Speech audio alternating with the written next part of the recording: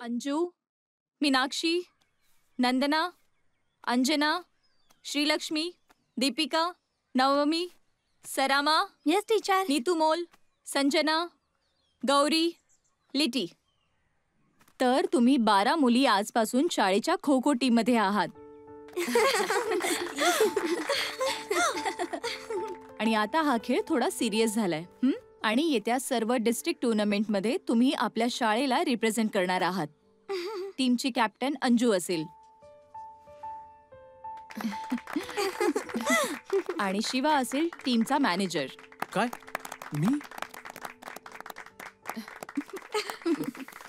मग सुरू करूया.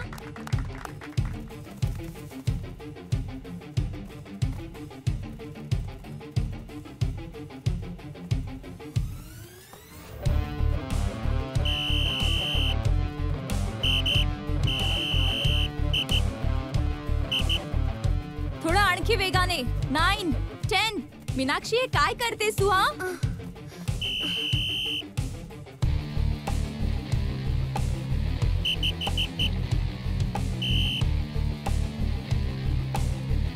काय आहे हे? जरा आणखी वेगाने. काय झालं? बसलीस का? उठ, चल धाव. रन. उडी नाही मारू शकत. Jump. 3, 4.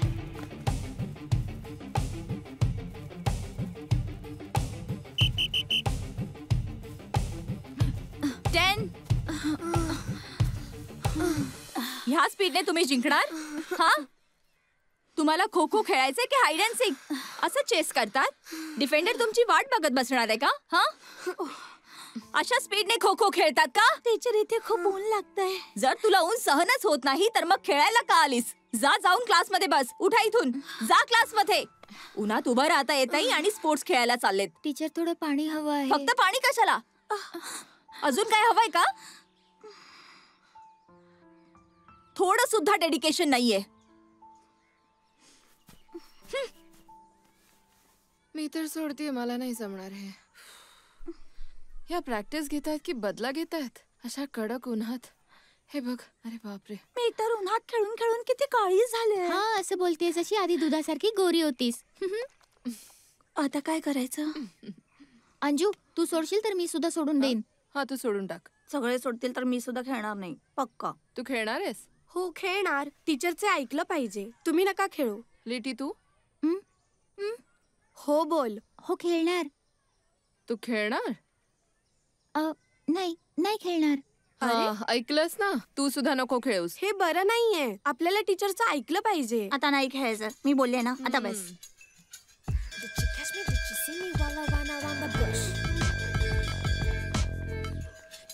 We were wanting to listen, got up and boom. Are you scared about the fact that I will be alone? Well, you ain't gonna worry more, cause I'ma be alone.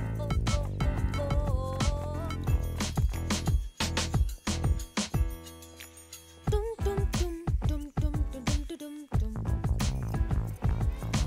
Dum dum dum dum dum dum dum dum.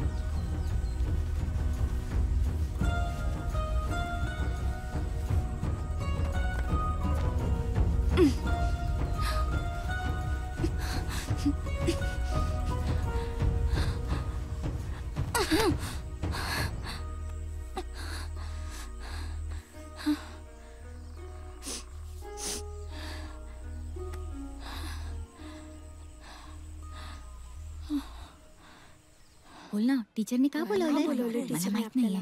अरे अरे, teacher आल्या. आरामात बसा. Teacher आल्या. मी इथे practice साठी नाही आले. मी शिरा बनवून आणलाय. टेस्ट करा. सर्वांना दे.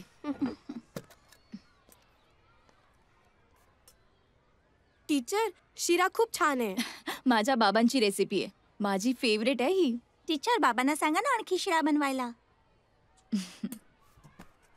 आधी मी प्रॅक्टिस नंतर मी खूपच थकून जायचे आणि जेव्हा मी घरी परत जायचे ना तेव्हा मी दुसऱ्या दिवशी खूप आळस करायचे. तेव्हा बाबा माझ्यासाठी हे बनवायचे. तेव्हा मी त्यांना विचारायचे की आज काय स्पेशल आहे. तेव्हा ते म्हणायचे की आज तू ग्राउंडवर 101% परफॉर्मन्स दिलास म्हणून आज सेलिब्रेशन आहे. मला माहितीये मी तुम्हाला खूप त्रास दिला, तुमच्या वयाचा विचार केला नाही. तुम्हा सर्वांचे खो खो बद्दलचे वेळ पाहून मी खुश झाले आणि खूप एक्सायटेड झाले, म्हणून मी तुमच्याकडून माफी मागते. मोठ्या स्वप्नांना साकार करताना मला मध्येच सर्व काही सोडावं लागलेलं. मी आयुष्यात खूप चुका केल्या आणि कदाचित त्याचा पश्चाताप मला नेहमीच राहील. मी अशा लोकांवर फोकस केलं जे माझ्यासोबत स्पर्धा करायचे आणि मला नेहमी त्यांच्यासारखं बनायचं आणि करायचं होतं.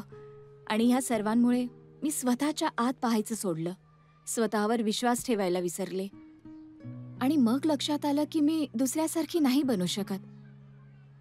तुम्हाला माहितीये तुम्ही खूप स्पेशल आहात. मला तुमच्याकडून खूप अपेक्षा आहे आणि तुमच्यावर विश्वासही आहे. तुम्ही मनात आणलं तर आपण ह्या खेळात खूप पुढे जाऊ शकतो. आपण ह्या जागेतून बाहेर निघू शकतो आणि पूर्ण दुनिया फिरू शकतो. तुम्हाला माहिती आहे ना, तिथे जाऊन तुम्हाला पंख फुटतील आणि तुम्ही ते पंख पसरवून उंच उडू शकता. तुम्ही एक खूप उंच शिखर गाठाल, एक सुंदर जग मिळेल. टीचर, तुम्हाला स्पोर्ट्स एवढा आवडायचा तर तुम्ही ते स्वप्न का सोडून दिलत?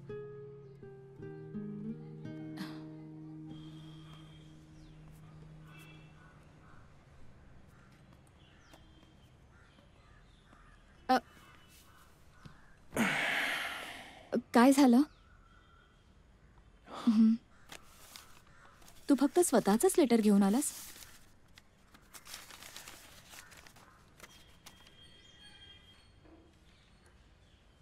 फक्त ह्या टीम मध्ये सिलेक्शन झालं? बरं, जाऊ दे ना. आपण पुढच्या वर्षासाठी आणखी चांगली तयारी करू.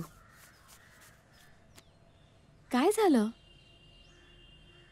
हां, तुझं नॅशनल गेमसाठी सिलेक्शन नाही झालं. हां, तुला डिस्क्वालिफाईड केलंय. तू डोप टेस्ट क्लिअर करू शकली नाहीस. Dope test? मला काही कळत नाहीये, तू काय बोलतोयस? डोप टेस्ट मध्ये मी फेल कशी होईन? मारिया प्लीज काम डाऊन, जरा आरामात घे. काय आरामात? तुला ही मस्करी वाटते का? मी शांत कशी बसू? प्लीज मारिया, असं आरडाओरडा करून काही नाही मी होणार. काउन्सिल कडे जाईन. कोणीतरी मुद्दाम रिझल्ट मध्ये गडबड केलीये. गडबड केली पण का? तुझ्या बाबांनी केलेल्या ऍक्सिडेंटच्या अफवांबद्दल माहिती आहे ना तुला? कोणीतरी आहे ज्याला त्यांचा बदला घ्यायचा आहे. मी हे होऊ देणार नाही. मी कोर्टात जाईन, त्यांच्या अगेन्स्ट अपील करेन मी. मला सांग मारिया, हे सगळं करून काय फायदा होणार आहे? काहीच होणार नाही.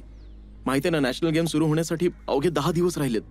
ती खूप मोठी माणसं आहेत, त्यांच्या मोठमोठ्या ठिकाणी ओळखी आहेत. जर त्यांची इच्छा असेल की तू टीम मध्ये नसावंस तर कोणीच काही करू शकणार नाही. ही गोष्ट समजण्याचा प्रयत्न कर मारिया, प्लीज. मारिया, मला काही वेळ एकटा राहू दे.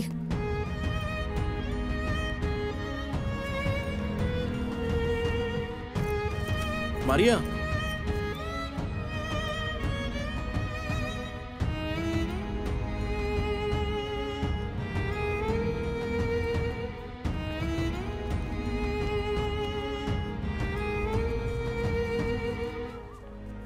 टीचर, आम्ही तयार आहोत.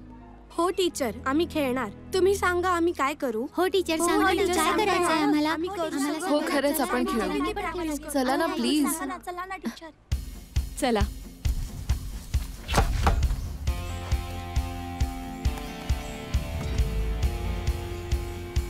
तुमच्यापैकी किती जणांना खो खो खेळायला येतो? मग सांगा, गेम मध्ये किती राऊंड असतात? 1 राऊंड. 2 1 चूक.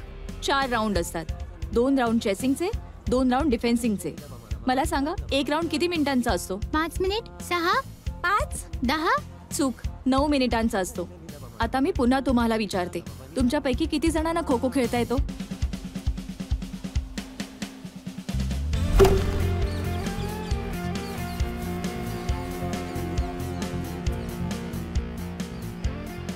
हे बघा, मला माहिती तुम्ही लहानपणापासून खो खो खेळत आहात, पण आतापर्यंत तुम्ही जे खेळत आलात तो खरा खो खो नव्हता. आतापर्यंत तुम्ही जे शिकला ते सर्व विसरून जा.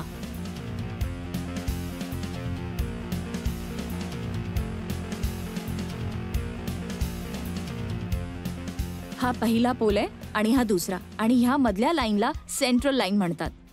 सेंट्रल लाईनवर एकूण 8 स्क्वेअर असतात. प्रत्येक स्क्वेअरमध्ये एक चेसर असतो. उरलेला एक चेसर पोल जवळ इथे असतो. या खेळात ग्राउंडवर एकूण 9 चेसर आणि 3 डिफेंडर असतात.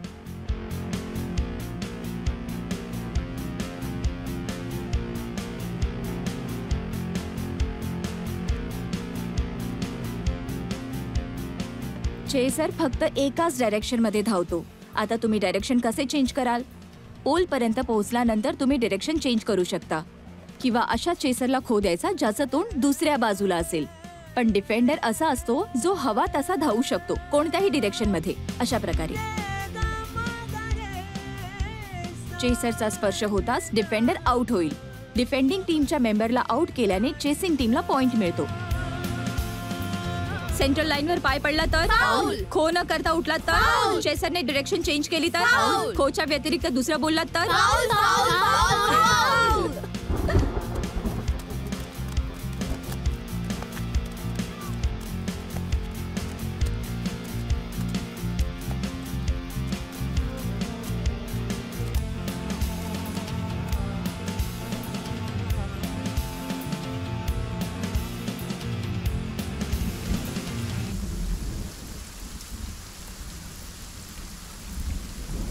अंजू तू गेली नाहीस? नाही. माझ्याकडे छत्री आहे, चल सोबत जाऊया. नाही, तुम्ही जा टीचर. मला पावसाची भीती वाटते. ठीक आहे, मग मी पण थांबते.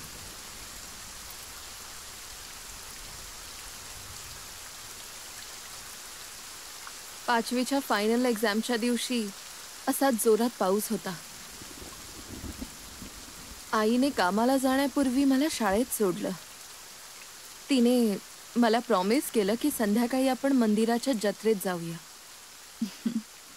जेव्हा मी पेपर लिहित होते, बिंदू टीचरनी सांगितलं की कुमार सर मला बोलवतायत. मी त्यांना भेटायला गेले, आणि जेव्हा मी तिथे पोहोचले तेव्हा आमचे 2 शेजारी तिथे येऊन बसले होते. ते मला म्हणाले की तुला घरी यावं लागेल, काहीतरी इमर्जन्सी आहे. मी त्यांना नकार दिला, कारण आईने मला प्रॉमिस केलं होतं की संध्याकाळी ती मला जत्रेत घेऊन जाईल. पण ते मला बळजबरीने घेऊन गेले. त्या दिवशी त्या पावसात त्या अंगणात मला कळलं की माझी आई मला आता घ्यायला कधीच येणार नाही.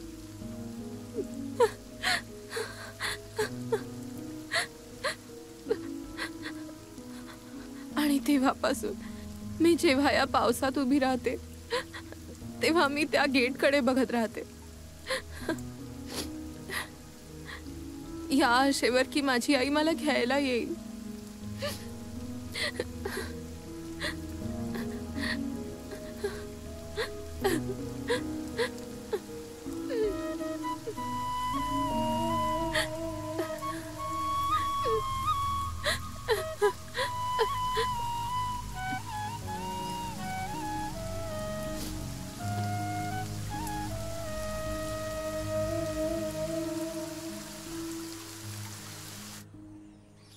प्रिन्सिपल साहेबांशी तुलाच बोलायला हवं होतं. आता काही नाही करू शकत का? आता ह्याच्यात मी काय करू शकतो? अरे टीचर, गुड मॉर्निंग. सर तुमचीच वाट बघतायत. इकडे सर, मी आत येऊ का? तुम्ही शांत राहा. काय झालं सर? मारिया, हे आपल्या खो खो टीम प्लेयर्सचे पेरेंट्स आहेत. नमस्कार. हाय. यांना तुमच्याशी काही बोलायचं आहे. बोला आता. हे बघ, मी अंजूचा बाप आहे. आम्ही आमच्या मुलींना तुमच्या खेळासाठी शाळेच्या बाहेर जायची परवानगी नाही देऊ शकत. पण सगळी तयारी झालीये. अरे, आम्ही आमच्या मुलांना शाळेत शिकवायला पाठवतो, हे असं खेळायला नाही. बरं झालं असतं जर आम्ही हे गाव सोडूनच गेलो असतो. हे पहा, मुलांचं भविष्य बिघडवू नका हे प्लीज. पहा, मुलांच्या भविष्याला काहीच होणार नाही. त्यांना एखादी चांगली ऑपॉर्च्युनिटी मिळू शकते. अहो, पण आम्हाला आमच्या मुलांना ऑलिम्पिक मध्ये पाठवायचंच नाहीये. हे पहा, आम्ही मिडल क्लास आहोत आणि आम्हाला आमची लिमिट सुद्धा माहितीये. कृपा करून आमच्या मुलांना वेडेवाकडे स्वप्न दाखवू नका. मला एक गोष्ट सांगा, आम्ही तुमच्या भरोशावर आमच्या मुलांना दुसऱ्या गावात का पाठवायचं? बघा, ऐकून घ्या.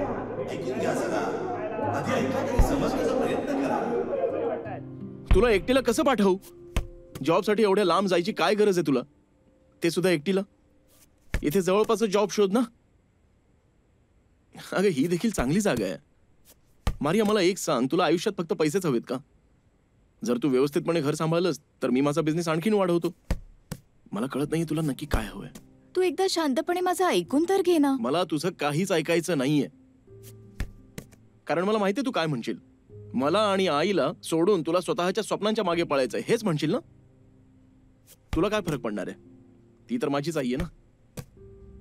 तू नाही जायचं. बस हे फायनल आहे.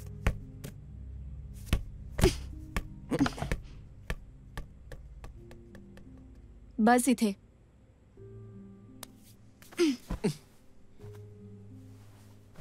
काय झालं? हे बघ, शांतपणे माझं ऐकून घे. ह्या जॉबमुळे आपल्या तिघांचं भलं होईल. तुला माहितीये ना आपल्यावर किती कर्ज आहे ते. हा, आपल्यावर हे घर विकायची वेळ आलेली आहे. कसलाही विचार न करता तू एका रात्रीत श्रीमंत बनण्याच्या नादात सर्व घालवलंस. आता काही उरलंय का आपल्याकडे? हे बघ, मी जे सांगते ते ऐक प्लीज. हा जॉब आपली शेवटची आस आहे. तू सांग, हा जॉब मी कसा सोडू? हा, हे बघ, तू येऊ शकत नाहीस तर आईला माझ्यासोबत पाठव. नाही नाही नाही नाही नाही प्लीज, इतका मोठा त्याग करू नकोस. कसला त्याग? मग काय म्हणू? तू जेव्हा नव्हतीस तेव्हा सुद्धा मी माझ्या आईला सांभाळतच होतो. तू माझ्यासारखं तिला सांभाळू शकत नाहीस. बेन, माझं म्हणणं समजून घे. आईला माझी गरज आहे. हा, मी त्यांची काळजी घेईन. प्लीज, मी बोललो ना तिला इथेच राहू दे. तुला जायचं तर तू जा. तुझी ती फालतू नोकरी कर जा. आईला मी सांभाळतो. तुम्ही दोघं इथे असणार तर मी तिथे सुखात कशी राहू शकते? हट्ट नको करूस ना बेन, प्लीज. माझं उत्तर फायनल आहे. आई इथे माझ्या सोबत राहणार. तुला जिथे जायचं तिथे जाऊ शकतेस आणि माझ्या आईची काळजी मी घेईन. That's final. बेन, हो आई, आलो लगेच.